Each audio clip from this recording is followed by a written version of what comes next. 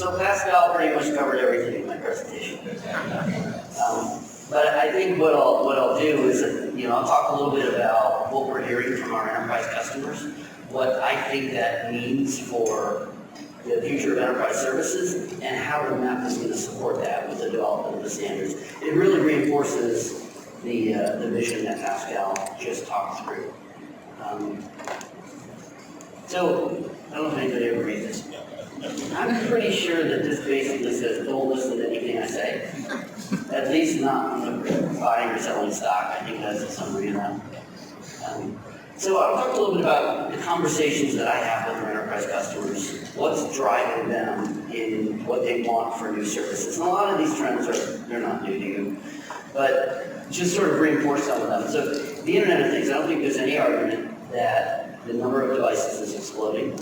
The amount of data that those devices is creating is also exploding. The problem that this creates for the enterprise is they're not able to extract the value from that data because they don't have the ability to transmit it and process it in the way that they need to. I'll give one example. I don't know if anybody goes to a big box retail location. If you go in, look up at the ceiling, you'll see tens or hundreds of cameras depending on how big that facility is. Those cameras are all recording video. But that video really isn't used. It's only really used for historical purposes because they don't have the ability to process it. They can't haul that data back to their data center. They can't haul it to the centralized cloud. Or at least they don't want to from a bandwidth perspective. They need the ability to process that, either at that location or close to that location to minimize the costs associated with doing that. That's a problem for them. They could really extract a ton of value. Think about if they could detect suspicious activity in the stores, they could reduce leakage. That's a big problem for them. They lose a lot of money in theft. Detect safety issues with things like spills, profile their customers as they're walking around for targeted advertising. There's a lot of opportunity in that video that they just can't take advantage of. So they're asking companies like us to help them with that problem. The workload agility, I think no argument about the success of the centralized cloud. The centralized cloud has really spoiled our customers. It's taught them a couple things. One is they don't have to operate data center infrastructure, or at least not at the scale that they have historically. So they don't have to have the IT support resources that they've historically had to have. And they get instant gratification. They don't have to wait for equipment to be installed and activated. They don't have to deal with all the support issues. They can just turn up their services as they need. That instant gratification also leaks into networking services. It doesn't do them a whole lot of good to be able to move applications around among computing environments without being able to move the network associated with it. So they're asking for and demanding these on-demand activated services turn things up within minutes. On the performance-sensitive applications, it's interesting to me. I've always thought that if you would have asked me 5 years ago, I would have said, the internet's pretty good. The internet goes a lot of places, and it's high scale. And I might have said, well, maybe that means the end of MPLS services. I don't think that anymore. Enterprise applications are becoming more demanding and not less. There's certainly a good use for the internet, and overlay technologies like SD-WAN help you manage that. But it's not good enough for a lot of the enterprise applications that our customers are coming to us for.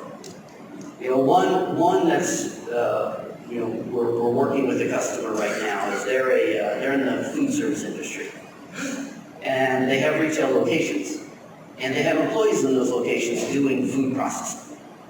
And these are high school students, and they're not that good at the food processing.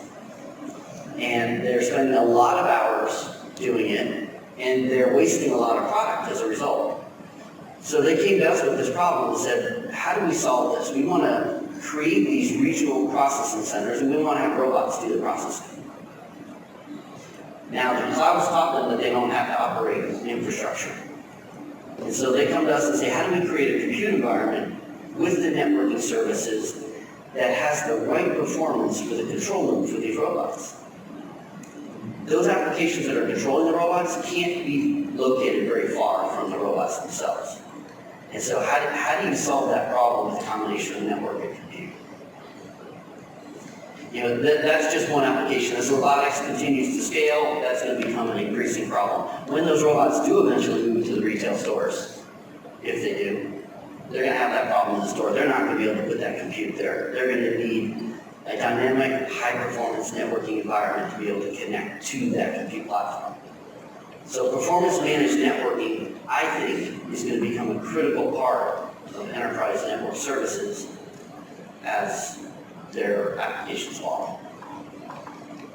And then security, I don't think there's much debate about that one either. As these networks continue to expand, as the surface of these networks continue to expand, as enterprises continue to use the internet to get to their customers and allow their employees access to their infrastructure, as the amount of data that are being generated by the devices continues to grow, all of that has to be secured. So this is the set of driving trends that is central to a lot of our customer conversations today. So what does this mean for networking services? I believe that applications for enterprises are going to run in one of three locations. Maybe it's four. You know, the centralized cloud is certainly one. I think that's proven itself. There's plenty of applications that work well with tens of milliseconds of latency between the user and the actual application itself. On-premise has also proven itself. Enterprises have been running on-premise data centers for a long time. But as these applications and these high-performing applications continue to expand geographically out to these branch locations, they don't have the infrastructure to run those applications there. So they basically need something that's on site, but not really on site. And that's where that middle piece comes in. A location where they can run these applications with a few milliseconds of latency.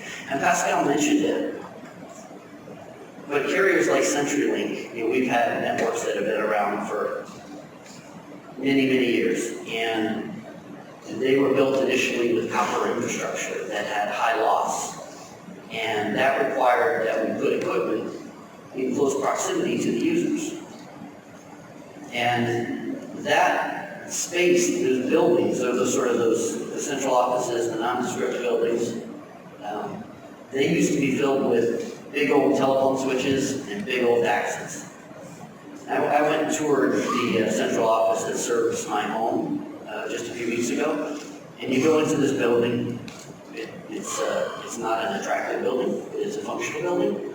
You go into the room where the equipment is, and there's a giant room that can have 10 to 15 rows of equipment, and only one row is full. And so there's a lot of space out there for that can be leveraged for this type of use case. And this is what our customers are coming and saying, how do you help me solve these problems? Performance, bandwidth, extracting value from our data, all of our devices. And so how does the meth play? And Pascal covered this. It all comes back to the need for automation and the ability to automate the activation of services to adapt in this highly dynamic environment that our customers are creating, the ability to connect a lot of locations and set up new connections, whether that's at the edge across our own network for a building that's connected to our fiber network. We add a lot of buildings every quarter to our fiber network, but we don't go everywhere. And so how do you do that across carriers? That's going to be something that's important because we all depend on each other to be able to get into these buildings where our customers are. How do you automate the activation of those services? How do you automate the activations, Pascal pointed out, from either the customer premise to the centralized cloud or from this edge compute location to the centralized cloud? Again, that's how the APIs and the automation that MEF is supporting what's in the cloud. It's also important from an application standpoint, the automation of being able to turn up and turn down standard applications across this infrastructure as the network and applications continue to evolve is something that's also being supported by the services work that Matt's doing. So just wanted to reinforce what Pascal was saying and say we're seeing it when we talk to our enterprise customers and what they need from us to support their changing environment. Thank you.